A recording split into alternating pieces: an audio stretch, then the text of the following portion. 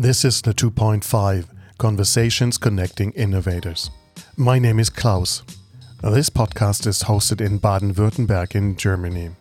Today I'm talking to productivity coach Carl Pullein about the motivation to innovate and about getting things done as an innovator and about the love for creating things.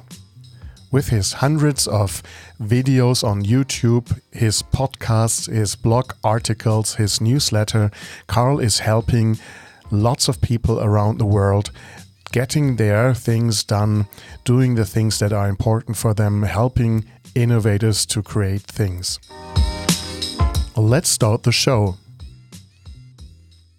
I'm here with Carl Pullein, and it's a great pleasure to have you on the podcast, Carl. Thank you very much for joining me. Well, thank you very much for inviting me. Carl, this is a great pleasure to talk to you. You're world-renowned productivity expert. You do a lot of videos online. You have your own podcast. I'm really impressed by all the work that you're doing, that you're putting out there. A lot of it is free. A lot of it is that you do just to support people to move on. And I think that is very, very impressive to see that. Well, it is. Actually, my goal is to try and help 1 million people to become better, organized and more productive, because I know that really helps reduce stress levels. And, stress is never a good thing. So my way of helping is by helping people to become better organized and more productive. But you're not a doctor. No, not at all. So it's like the productivity clinic that you're doing. Yes, that's probably about it, yes. Okay. Do you have do you accept people that have some sort of health insurance that to pay for courses and coachings? No, I've not been FDA approved yet, sadly. So. Okay, the way to go. Carl, yeah. Please complete this sentence. Getting things done, GTD, is one of the best productivity methodologies you could invest your time in. It is, I think it's now the foundation of probably almost every productivity system out there, because the fundamentals are they just make perfect sense. It's like collect everything, decide what it means to you, put it in a place where you can find it, and then do it when it needs doing. That's a really, really, really basic outline of what GTD, getting things done, is. But essentially, it is now the framework, if you like, for pretty much every system out there these days. You just described GTD in a very short manner, a few sentences only. And but some people are out there that try to change that into some sort of science, special science, and make it very special and hard to understand. When I look at your stuff and your courses, your videos, I get the impression that you like simple things. The way you explain GTD is something simple, so everybody can relate to it and pick up the methodology quite easily. Well, I have an allergy to complexity. I just complete, as soon as something becomes complex, I turn off. But if it's something that I really want to understand, I will do it. I'll go through it and read the books and read the data. But then I have to break it down into really simple terms and kind of think, well, what's the goal here? What's the outcome that we're trying to achieve with this methodology or this system or this approach?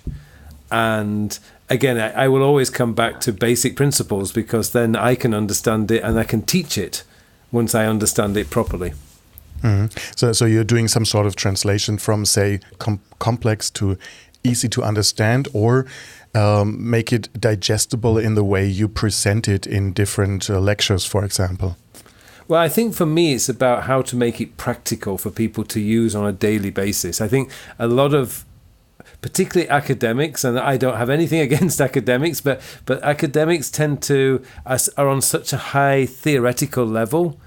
It's very hard to connect that to not necessarily the real world, but to a practical application. And I suppose the way I look at it is I want to be the bridge between that. Between the theoretical idea behind something and the real practical everyday use of that idea. Because there's some really good ideas out there, but they're often way too complex for people to want to implement in a daily basis.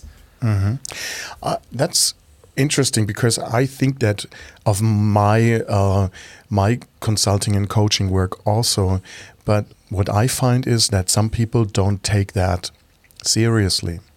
They don't understand the simplicity or the beauty of simplicity, and confuse that with maybe not knowing enough. Well, there's that, and I think there's a lot of things that when you dive into that complexity, there's too much to take in. And quite often, I mean, if I think back to the Getting Things Done book, for example, you've probably got 100 pages on collecting. But really, when we're collecting, what are we doing? Something's on your mind, get it off your mind. But actually, if you read those 100 pages, it does make complete sense, and it gives you so many different scenarios where you would probably not think about collecting an idea. But once you read the book, you realize, that makes sense. But, the idea of collecting for me is, people come up with these wonderful, I think it's the UCT, which is Ubiquitous Collection Tool, which really just means a phone these days, because you can collect everything on a phone. Or before the smartphone, certainly it was like a little notebook. Yes. That was the UCT. But it has this really smart, complex expression for it. But I use that jokingly now. But people did actually use, what's your UCT? And I'm going, what? Ubiquitous collection tool. Huh? You mean a piece of paper? Yes. It's like the rocket science term. Yeah, exactly. They're using way complex terms for something that, something on your mind, get it into something, a notebook, a phone, a digital, anything. Just get it written down. Into your inbox. Into your inbox, yeah. I mean, then you go down the steps, you go down the road of getting things done or whatever, because then you've got to process it. You've got to decide, what is it? What does it mean to you? So it does get a little bit more complex, but, we as human beings, we have a bad habit of overcomplicating things. I've seen several of your videos or your courses, and it was very obvious to me that you're trying to sort of use the same speed that people have, so that they don't get lost in your course. You are trying to make things very simple and cut it down into small pieces so people can digest it. And I found that very, very good to see. Even I am also some sort of productivity expert myself, but it helped me a lot to understand some things better. So thank you very much for that. Oh, no, it's always a pleasure to help people. Yeah. So, but we all have to thank David Allen, and some say it's better not to meet your heroes, but you have had recently interviewed him for your own podcast. How was that to meet the creator of Getting Things Done for you as an experience? I think he's a fantastic guy. I mean, I actually met him in Seoul 3 years ago. We had lunch together here in Seoul when he was visiting. He did a book publishing in Korea, and I met him here. So we had lunch. So I've actually met him before. So he's a really, really nice guy. And actually, one of the things that always struck me when I met him in person was that he is probably one of the most relaxed people I've ever met. I mean, he genuinely does live the GTD life. Everything is in control. And when we had lunch, he was all there, 100%, even though he was waiting for a call from his assistant to give him the flight time to Tokyo. So he didn't know whether it was going to be later that evening or it was going to be first thing in the morning. Now, if that was me, yes, and I was waiting to find out, sometime in the next few hours I might be flying, I would be quite stressed. But he was just, well, nothing I can do. I just have to wait for the call. And plus, I have a system I can rely on. That's very, very cool. Yeah, I remember a TED talk he has given where he also seemed very relaxed about his system, and that was very good to see him in person, at least in video. Yeah. No, he really does genuinely live the system, and he is a very, very nice guy. And I love the chat that I had with him on my podcast about GTD and everything was just fantastic. Because even every time I hear him speak, I learn something new. he's just he's one of those things that he's one of those guys who's had 40, 50 years of of living this GTD lifestyle, if you like, and it really shows, and you can pick up things every time you hear him speak or whatever. You do learn something. I guess once you have written the book, one could assume that this person doesn't really develop the whole thing further, but actually, it's once you have started ideas and they have their own life in your head, and they further develop, and probably he would have to write another book to include all the things he has learned over the past 30 years. Well, he updated the GTD in 2015, so that was 14 years after it first came out. He did update it. But actually, interestingly on that, last month, I went to Tony Robbins' event in Singapore, which was an amazing event. But before I went, I started reading his books. And he's written 2 books, like self-development books, and he wrote them in the early 1990s. And what I found fascinating was many of the principles he wrote about in the early 1990s, he is still teaching today.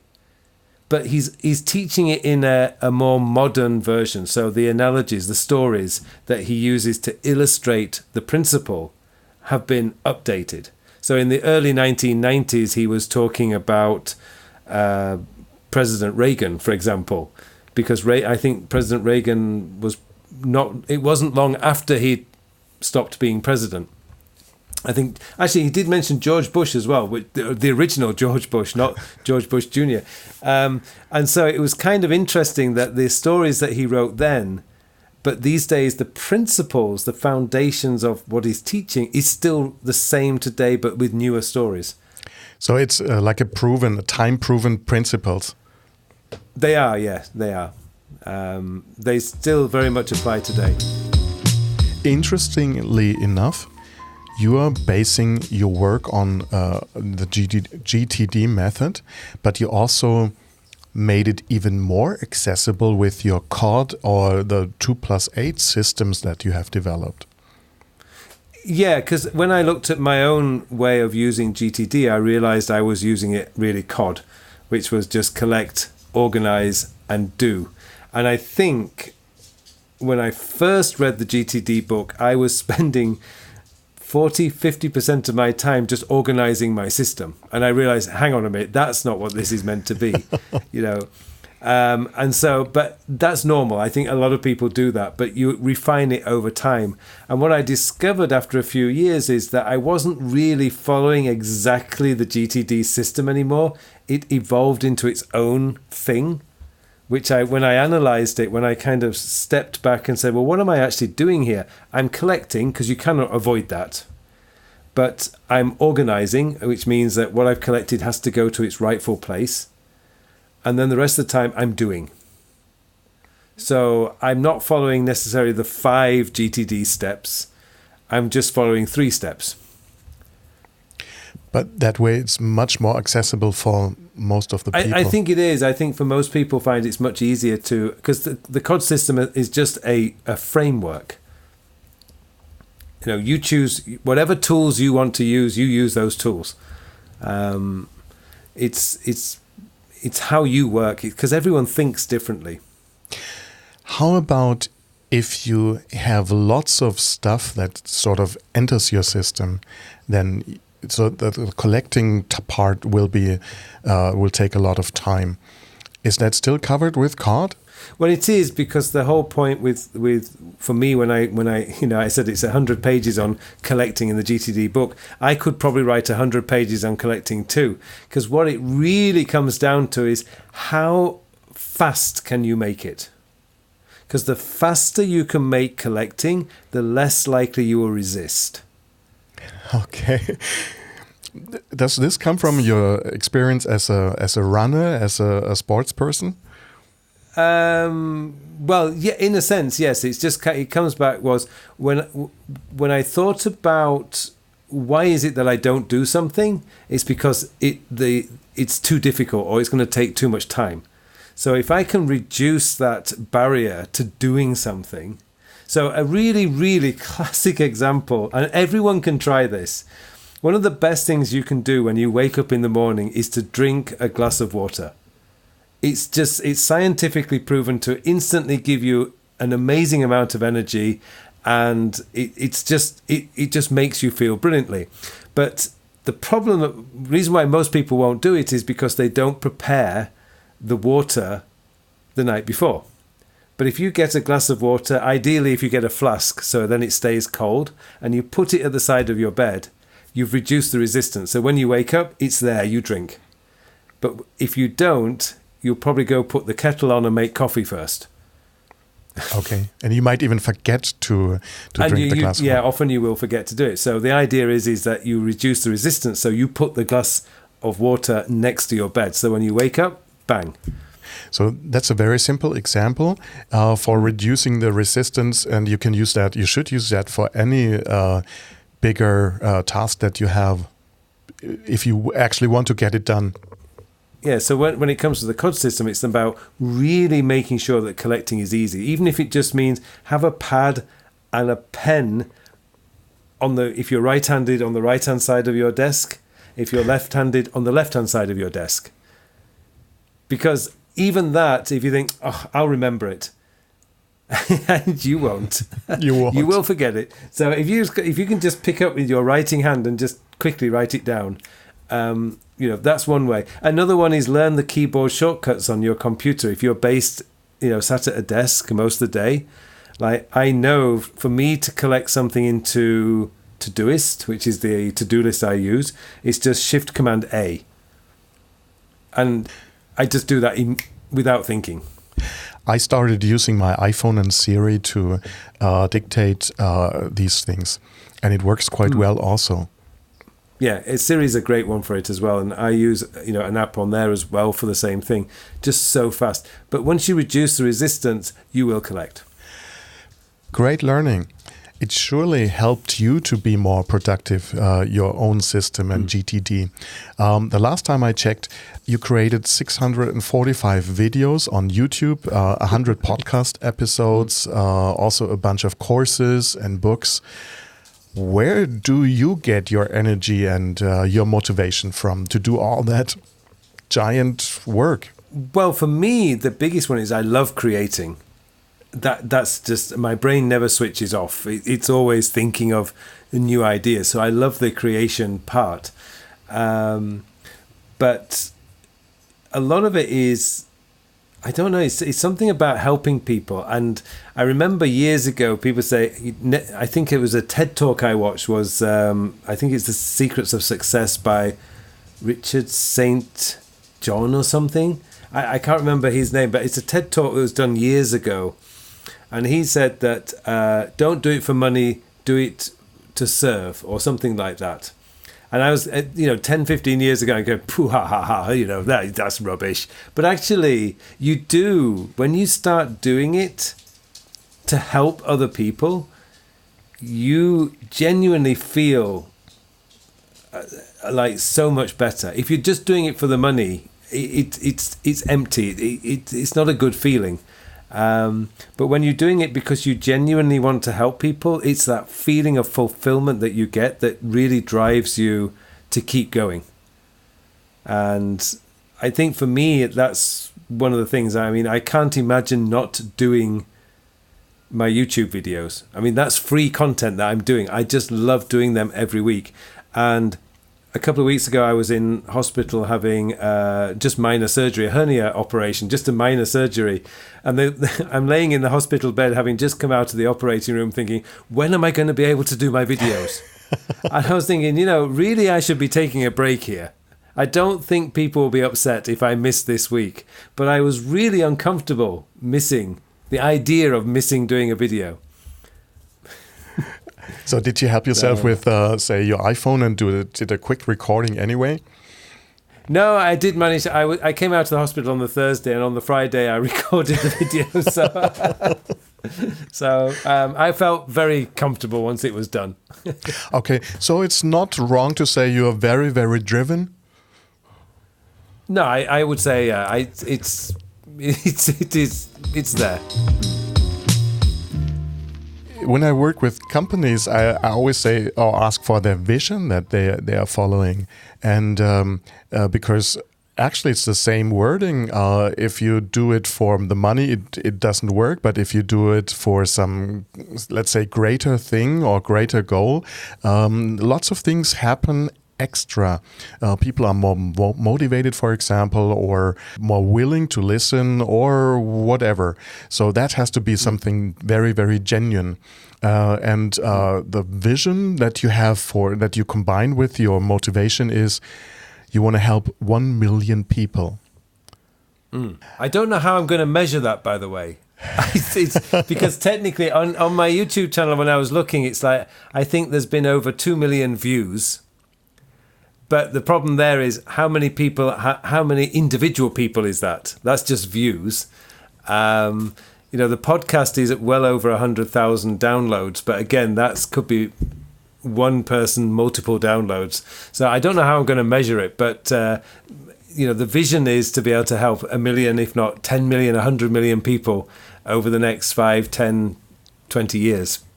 Because I've seen the benefits of being better organized and more productive and good with time management. I've seen the benefits. I never feel stressed. I certainly never feel like I've got too much work on. And it is actually a really nice thing because it helps you to make better decisions. But I find a lot of people I work with here in Korea, they say, I haven't got time to get organized. I was thinking, aha. Well, here's where the bigger problem is. I don't have time for time management. Exactly. Okay, but is there something that you tell them, like a simple sentence that makes them understand that they should do something about that? Well, usually the simple question to ask them is where do you think this is going to end up? Because you are only human, you're not a machine. Something will break. Either you'll make a huge mistake one day and get fired and lose the job that you're spending all this time working on, or just mentally and physically you will break. Mm-hmm. And you've got to get people to really understand, like, right now they may feel they can manage it, but in the long term, if you don't get a handle on that time and the amount of work and how you're managing that stress level, it really can be a huge problem in the long term. And another one that you can do is always point out, like, the really successful people in their company. I don't know those people, but I say, how do they manage their time? And, when they start, because modeling successful people, modeling the people you admire is a great way to learn. And, we all have different heroes. So it's about finding the right people and thinking, how do they do that? And, I'm for always looking at how successful people manage their time. And some really fascinating insights.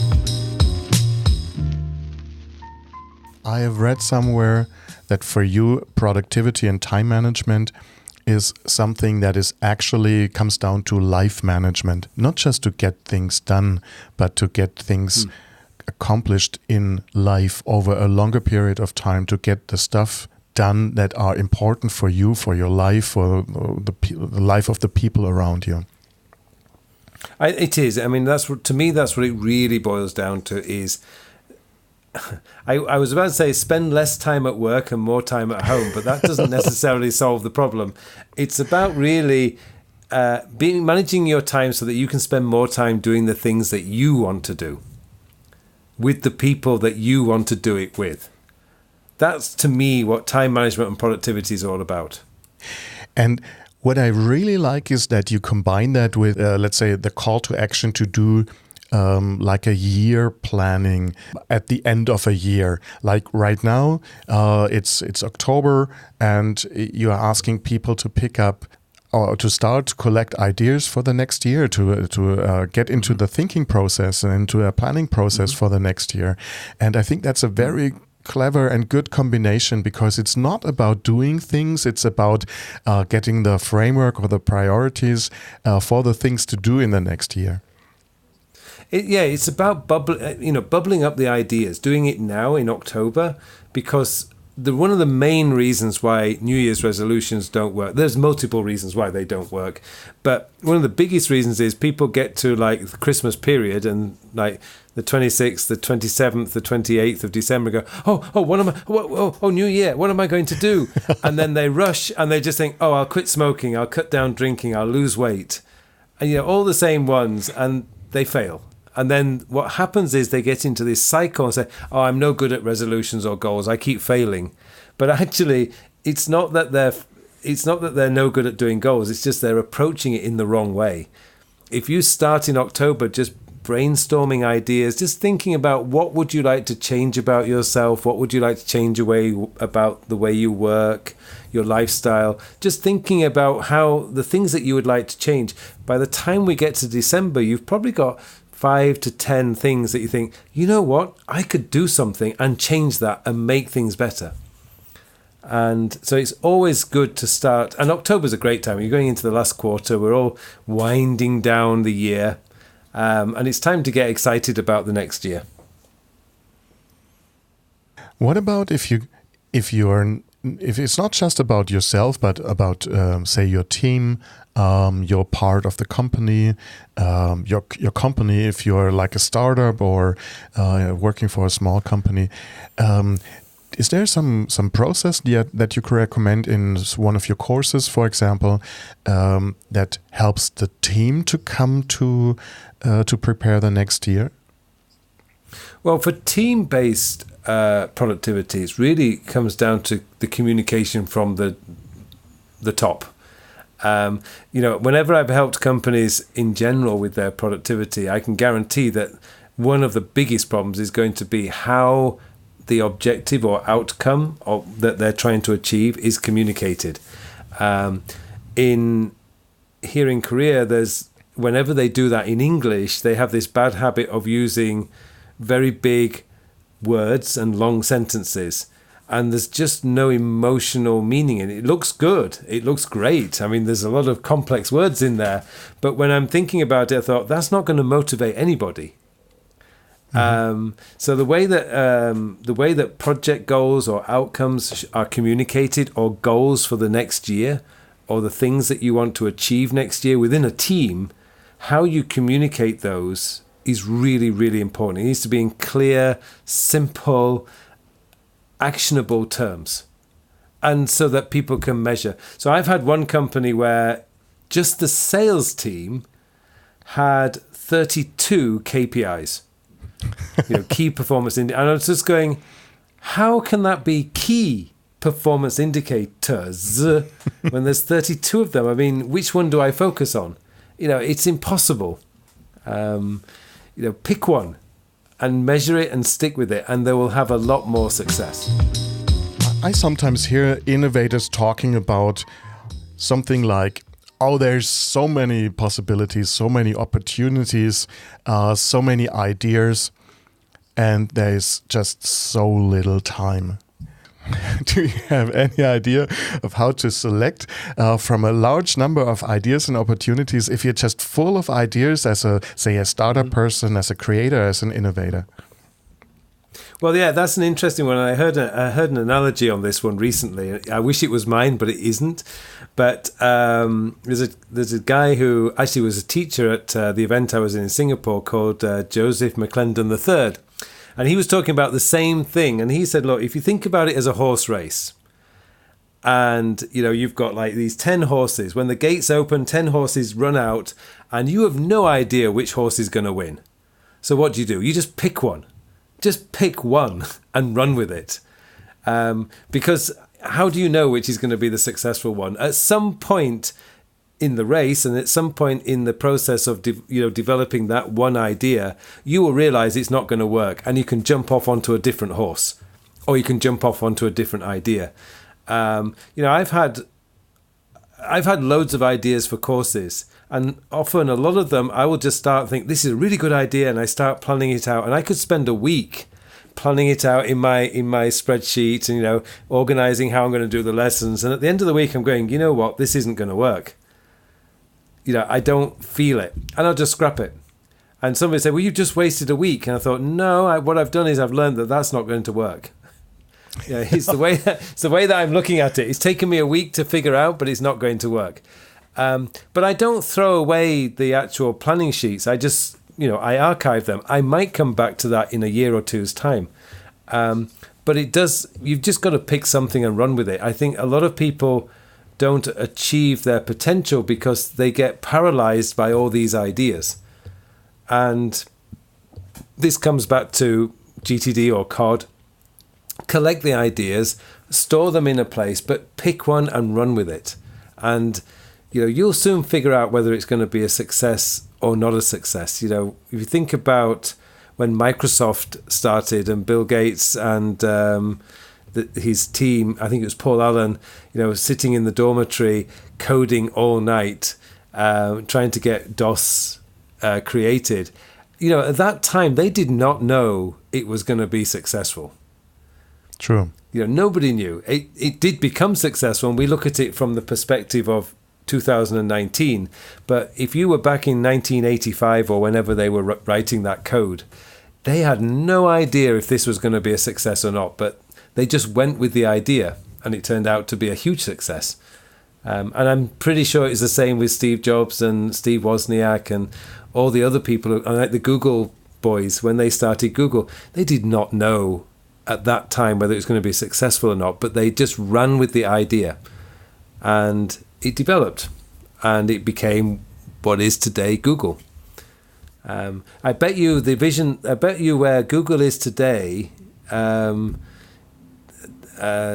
Google boys, as I call them, I bet they had no idea it was going to turn out that way when they were sat in their dormitory creating that first Google search box. I bet they never expected it to turn out the way that it did. So you've got to start somewhere. You just got to run with it.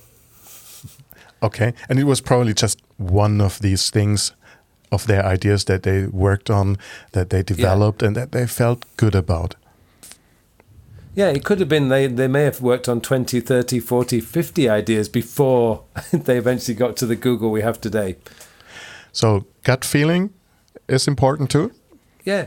Just pick something and go with it. Eventually, you'll figure out this isn't going to work, and then you can go back on to something else. But you've just got to go with it, because the worst thing you can do is not do anything. Thank you, Carl. I think that is a great way to finish our podcast. Thank you very much for having this conversation with me today. Oh, it's been a pleasure. Thank you for having me on the show. This was my conversation with productivity coach Carl Pullein about the motivation to innovate, about getting things done as an innovator, about the love for creating things. You can find more information about Carl in the show notes below. Thank you very much for listening today. If you have liked the show, give us a review on Apple Podcast, Podchaser, or any other podcast tool that you prefer. Thank you very much for listening. Take care and keep on creating. This is the 2.5 Conversations Connecting Innovators.